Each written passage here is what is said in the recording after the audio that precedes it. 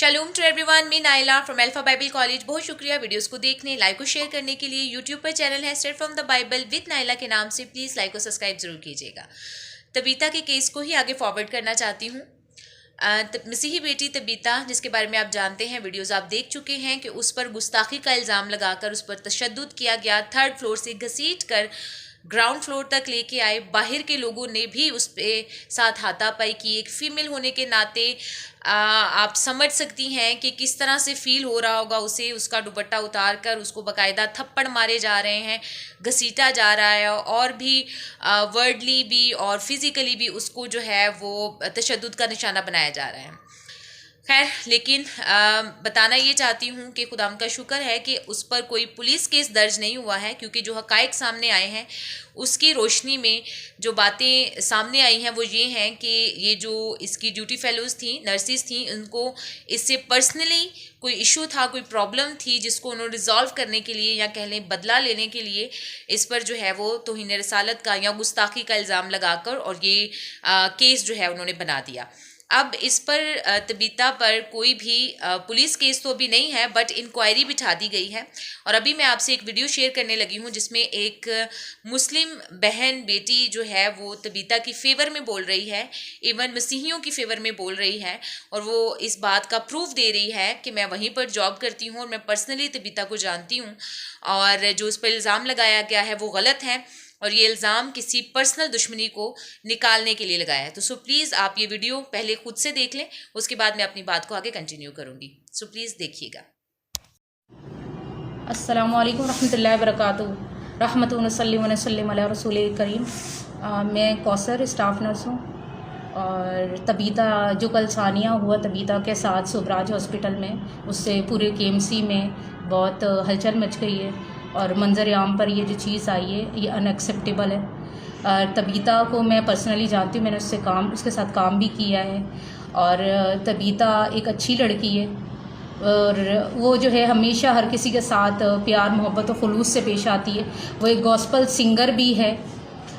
ये जो video viral हुई है कल, जो जिस तरीके से वीडियोस को मार पीट किया गया, औरत की ये तजलील की गई, और जिस तरीके से उसको लेकर आया गया खींच कर 3रे फ्लोर से पहले फ्लोर पर, और फिर बाहर के लोगों ने, आउटसाइडर ने उसके ऊपर हमला किया, उसको मारने की कोशिश करी, उसके कपड़े फाड़े हैं, और जिस तरीके से उस पर मार पीट करी है, हम इसको ओपनली कंडेम करते हैं, हम इस चीज़ की मजम्मत करते हैं। ये एक औरत के साथ ये नाजायज़ जो सलूक किया गया है, ऐसा नहीं होना चाहिए था।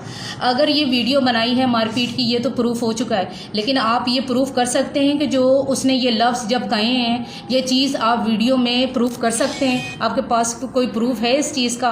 इल्ज़ाम तराशी तो कोई भी खड़ा होकर कर देगा।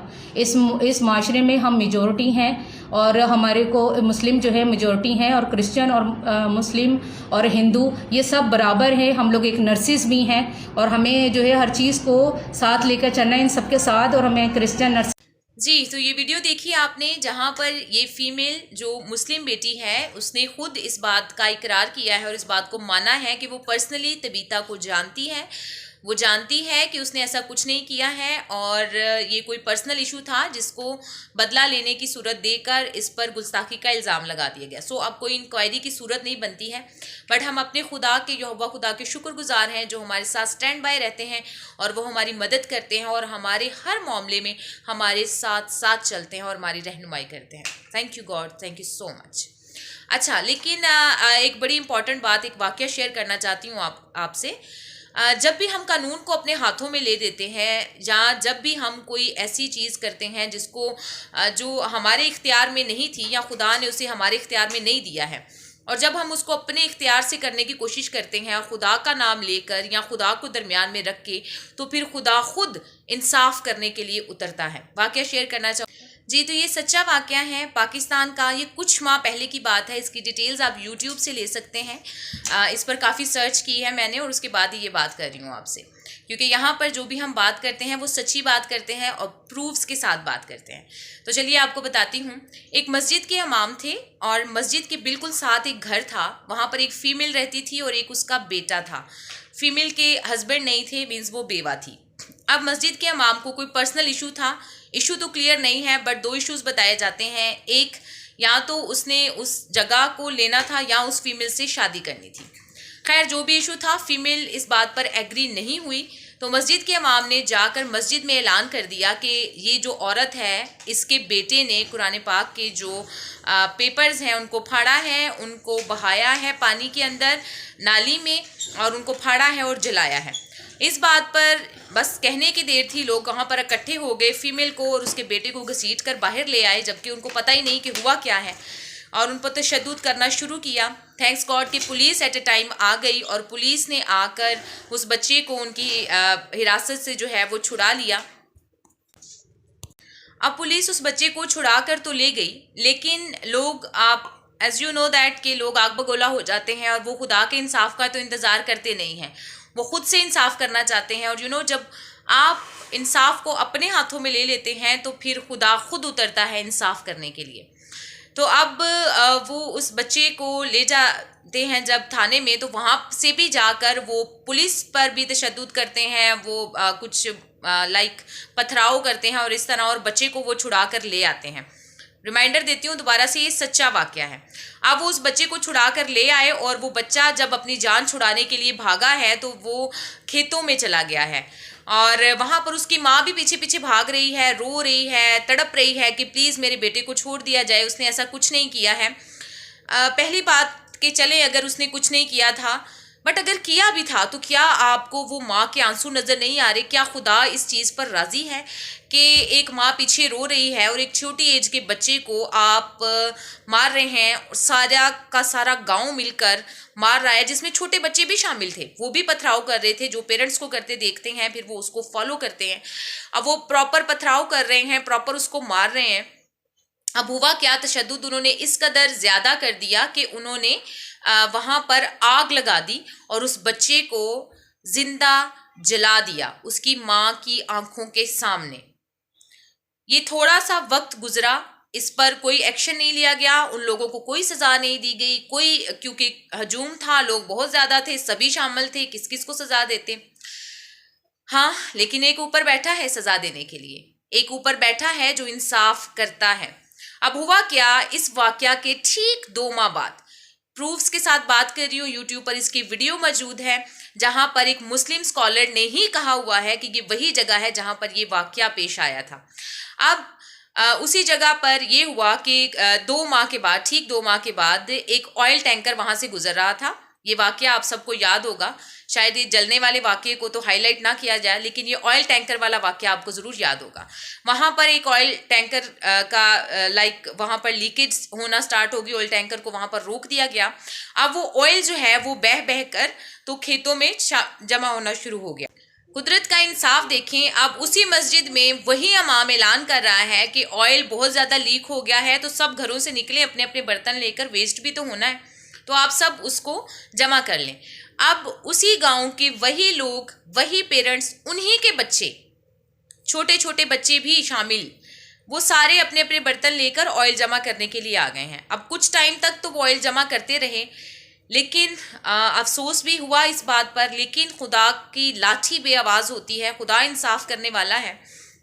वहाँ पर एकदम से आग भड़की है और वो तमाम लोग जो वहाँ पर ऑयल जमा करने के लिए आए गए, वहाँ पर जिंदा जलकर मर गए। ये वाकया आप लोगों ने देखा होगा, यूट्यूब पर, जियो न्यूज़ पर भी चला था, और फिर इस पर तहकीक की गई और बताया गया कि ये वही जगह है, ये वही हद मुकर्रर थी जिस जगह पर उस बच्चे को जिंदा जलाया गया था, झूठा इल्ज़ाम लगाकर। उसी जगह पर वो तमाम लोग, वो बच्चे भी शामिल थे जो उसको पथराव कर रहे थे, जिन्होंने उसको आग लगाई, जो इसमें शामिल थे, वो सब जल कर मर गए। आप सबसे रिक्वेस्ट करना चाहती हूँ, प्लीज़ खुदा के इंसाफ का इंतज़ार किया करें। खुदा बदला लेने वाला है। कानून बने हुए हैं मुल्क में, कानून को बदला लेने दें। कानून को कभी भी अपने हाथों में मत लें, क्योंकि खुदा ने कहा है कि आला हुकूमतों के ताबिया रहो। खुदा खुद इंसाफ करने वाला है, वो हमें ये इख्तियार नहीं देता है। और एक बात आपसे क्लियर करना चाहती हूँ, खुदा कभी नहीं चाहता, खुदा कभी भी नहीं चाहता कि मेरे नाम की किसी ने तजलील की है, मेरे नाम को किसी ने बिगाड़ा है, मेरे नाम पर किसी ने कुफर बक दिया है, तो जाकर उसको कत्ल कर दो। भाई वो माफ़ करने वाला है, वो हज़ारों कातिलों को माफ़ करने वाला है। और अगर आप खुदा की इज्जत रखने के लिए गैरत खाते हुए किसी को कत्ल कर देते हैं ना, तो खुदा की नज़र में वो कत्ल ही है और आप कातिल ही हैं। आपको एक कातिल की सज़ा मिलेगी। आप जो कहते हैं ना कि मज़हब के लिए या खुदा के नाम पर मर जाना, दैट इज़ अनदर थिंग। किसी को मार देना सिर्फ इस बात से कि इसने आपके खिलाफ बात कर दी है, आपके रिलीजन के खिलाफ बात कर दी है, दैट इज़ अनदर थिंग। भाई इन बातों से जन्नतें नहीं मिलती। अगर इन बातों से जन्नतें मिलना शुरू हो जाए ना, तो आपको बात क्लियर करना चाहूँगी, हर पड़ोसी जो दूसरे रिलीजन से है दूसरे को मार के जन्नत हासिल कर ले। जन्नत हासिल करना इतना ही आसान होता तो हर कोई एक दूसरे के गले काटता फिरता और सब एक दूसरे के गले काट कर जन्नत को हासिल कर लेते। सो जो एट द एंड एक बात कहना चाहूँगी, जन्नत के हसूल के लिए ए खुदा, लोगों ने इस जहां को अभी से दोज़ख बना रखा है। जन्नत तो हमें शायद आसमान पर जाकर मिलेगी या नहीं मिलेगी, लेकिन हमने इस दुनिया में अभी से खुद को दोज़ख के लिए तैयार कर रखा है। और कुछ लोग तो अभी से इस दुनिया में दोज़ख की आग में जल भी रहे हैं, क्योंकि यहाँ पर ही मुकाफ़ाते अमल है। जो आप करेंगे वो आपको फेस भी करना पड़ेगा, चाहे वो आप किसी रिलीजन की बेस पर करें या किसी भी बेस पर करें, लेकिन जो आप करेंगे उसका जवाब आप ही को देना होगा। Thank you so much. God bless you all.